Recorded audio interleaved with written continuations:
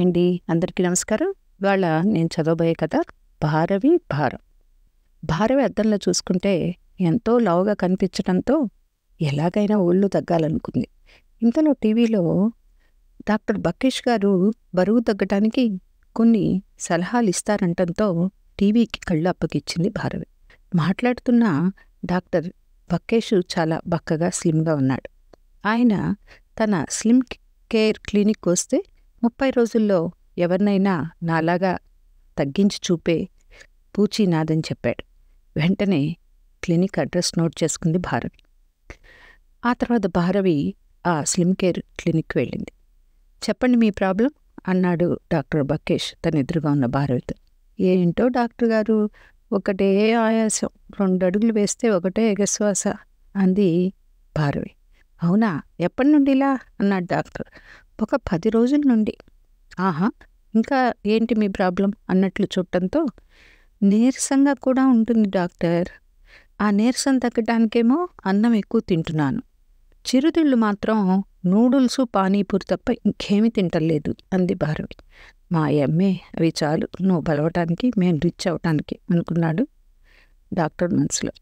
ఇప్పుడు ఒళ్ళు తగ్గటానికి ఎన్ని చపాతీలు అవి తీసుకుంటున్నారు అని అడిగాడు. ఇప్పుడు ఒళ్ళు తగ్గడానికి కేవలం 6 చపాతీలే తీసుకుంటున్నానండి. అవి నెయ్యితో కాల్చుకొని తింటున్నాను అంది. ఇక మీరు అవన్నీ నిర్భయంగా తినచ్చు. మా దగ్గరికి వచ్చారుగా, మీ భారం మాపే వేయండి. అవును, మీ పేరు చాలా నైస్. మీకు ఈ పేరు ముందే పెట్టారా, తర్వాత పెట్టారా మీ పేరెంట్స్? చిరునవ్వుతో అడిగాడు డాక్టర్.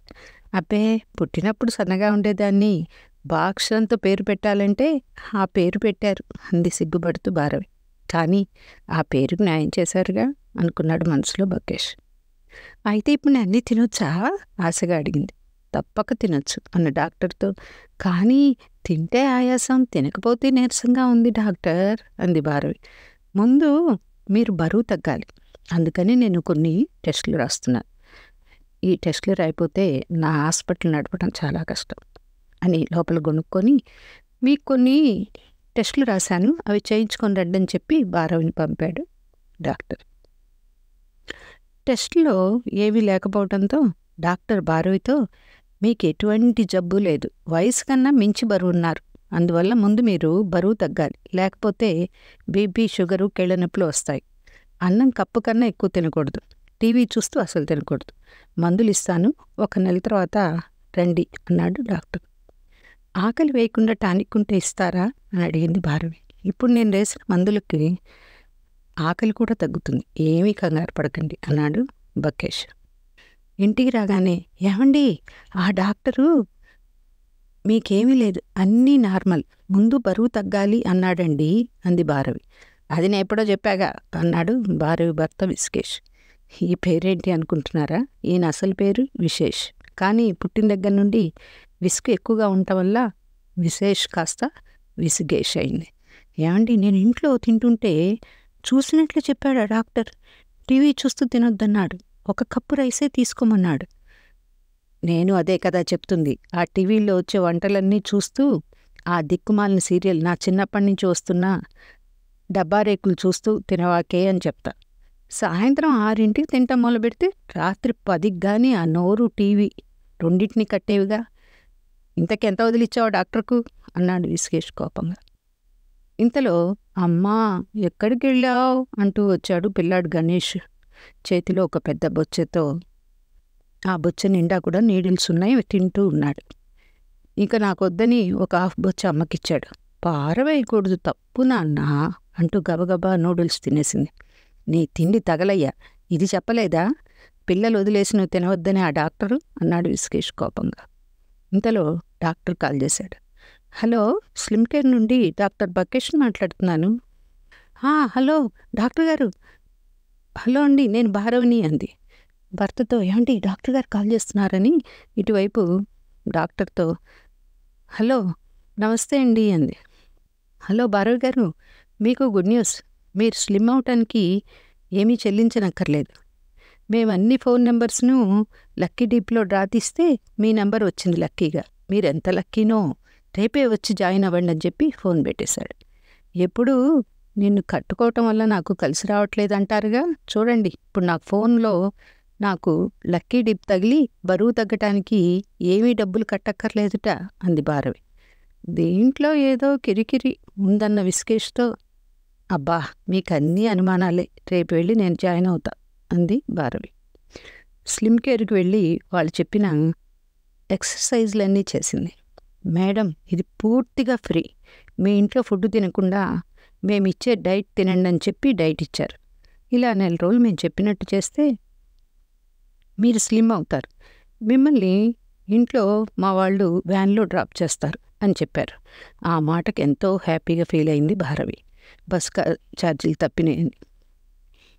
ఏమండి, చూసారా ఎంత మంచివారో స్లిమ్ కేర్ వాళ్ళు అన్న భార్యతో విశ్వేషు, ఉండు తొందరపడకు, ముందుంది ముసళ్ళ పండగ అన్నాడు. నెలైన తర్వాత భారవి వెయిట్ చూసుకుంటే 1/2 కేజీ తగ్గింది. స్లిమ్ కేర్ వాళ్ళు 30,000 కట్టమన్నారు భారవిని. అదేంటి ఫ్రీగా అన్నారుగా అంది విస్తుపోతూ.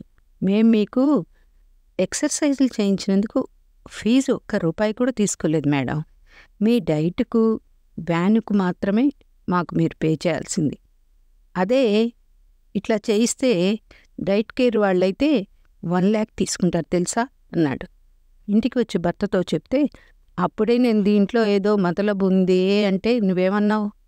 ఏం కాదు అన్నావు. ఇప్పుడు చూడు ఎక్కడి నుంచి తేవాలి డబ్బులు అని చెప్పేసి గట్టిగా కేకలేశాడు విశ్వేషు భారవి మీద. మరుసటి రోజు లేస్తూనే, ఇవాళ నుంచి నేనేమి తిన్ను, పొద్దున్న నోవు నోచుకొని సాయంత్రం అన్నం తింటారు, పొద్దునంతా ఉపవాసం ఉంటారు, నాకు మార్కెట్కి వెళ్ళి ఫ్రూట్స్ తెండి అంది. ఫ్రూట్స్ ఒక చిన్న ట్రక్కు తీసుకురానా అన్న భర్తతో, మీకంతా వేళాకోళమే, పొద్దున్నుండి ఏమి తిన్నని కనీసం నా మీద జాలి ప్రేమ దయ కూడా మీకు ఏమీ లేవు అంది భారవి. నేను కూడా నోవు నోచుకుందాం అనుకుంటున్నానే అన్నాడు విశ్వేష్. మగవాళ్లకు వ్రతాలేంటండి మీ పిచ్చి కాకపోతే అంది. నిన్న నోము టీవీలో చెప్పారే స్వామి సందేహానంద అన్నాడు విశ్వేష్. నేనంటే 16 ఫలాలు నోము నోచుకుంటున్నాను, మరి మీరు అంది భారవి సందేహంగా. నేను ఫర్నిచర్ నోమని పట్టాలే. ఈ వారం టీవీ మన వీధి చివర ముష్టి వాళ్ళకిద్దాం అనుకుంటున్నా. వచ్చే వారం సోఫా, ఆ పై వచ్చే వారం ఫ్రిడ్జ్, ఇంకేదో చెప్పేలోపు ఆపండి అని గట్టిగా అరిచింది. నీ అమ్మ కడుపు మాడ, తెలుగు సినిమాల్లో పెళ్లి సీన్లో వచ్చినట్టుగా అరిచావింటే అన్నాడు విశ్వేష్. ఏమండి, ఒక్క TV, sofa, dining table, fridge తప్ప ఇంకేదైనా ఇవ్వండి. నీ మొహం మండ, ఇంకేమున్నాయా ఇవ్వటానికి? చెంబు, చాట, చీపురు తప్ప. అవి వాళ్ళు ఇచ్చినా కూడా ముష్టివాళ్ళు తీసుకోరు. నేను ఇవన్నీ ఇవ్వకుండా ఉండాలంటే నేను చెప్పినట్టు చేయి ముందు అన్నాడు విశ్వేష్. అమ్మో, ఈయన చెప్పినట్టు చేయకపోతే అన్నంత పని చేస్తాడు. అసలే ఈయనకు విసుగుతో పాటు మొండితనం కూడా ఉంది. వస్తువులన్నీ ఇచ్చినా ఇస్తాడు అసలు. అమ్మో, ఇంకా చాలా జాగ్రత్తగా ఉండాలి. ఏంటండి అని ఏడు ఫేస్తో ఏం చేయాలని అడిగింది.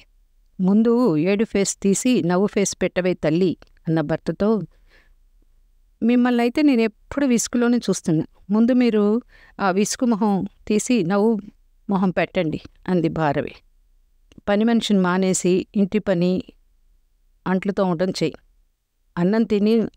అన్నం టీవీ చూస్తూ తినకు. ఇల్లు ఒడవటం, బట్టలు ఉతకడం, మెట్లు ఎక్కడం చేస్తే ఒళ్ళు రాదు. టీవీలోని వంటలన్నీ చేయకు. అవన్నీ తింటే నిన్ను నువ్వు మోసుకోవటానికి ఒక వీల్ చైర్ కొనుక్కోవాలి. అన్నం మిగిలిపోతే డస్ట్బిన్లో పారాయి, అంతేగాని నీ పొట్టలో వేయకు. పిల్లాడికి బాక్స్ ఇవ్వటానికి స్కూల్కి ఆటోలో కాకుండా నడిచి వెళ్ళు. పొద్దున్నే నిమ్మకాయ నీళ్ళు తాగు, కూల్ డ్రింక్స్ తాక్కు. ఒళ్ళు తగ్గితే మన కాలనీ గుళ్ళో పెట్టే యోగాలో జాయిన్ అవు, అప్పుడు చూద్దాం ఎందుకు తగ్గవు అన్నాడు విశ్వేష్.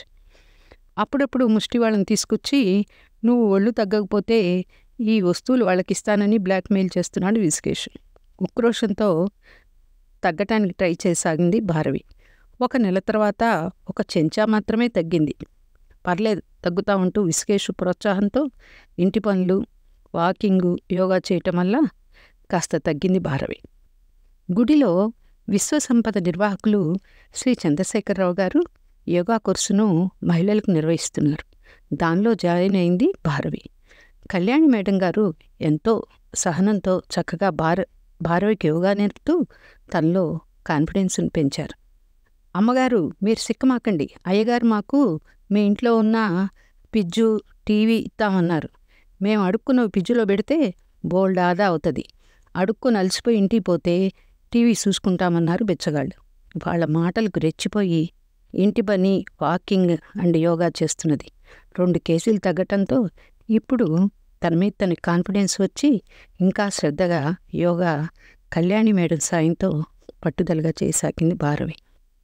చిక్ బమ్ చిక్ చిక్ బమ్, చెయ్యి బాగా ఒంటికి యోగా మంచిదేగా అనే పాట పెట్టుకొని చక్కగా యోగా చేస్తున్నది. అందుకే పెద్ద చిన్న ఆడ మగ తేడా లేకుండా అందరం యోగా వాకింగ్ చేద్దాం.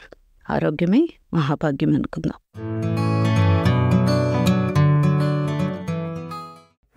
మీరు మెచ్చే చక్కటి తెలుగు కథలను స్పష్టమైన ఉచ్చారణతో, వినాలనిపించే గాత్రంతో మన తెలుగు కథలు .com వారి యూట్యూబ్ ఛానల్లో పూర్తి ఉచితంగా వినండి, చూడండి.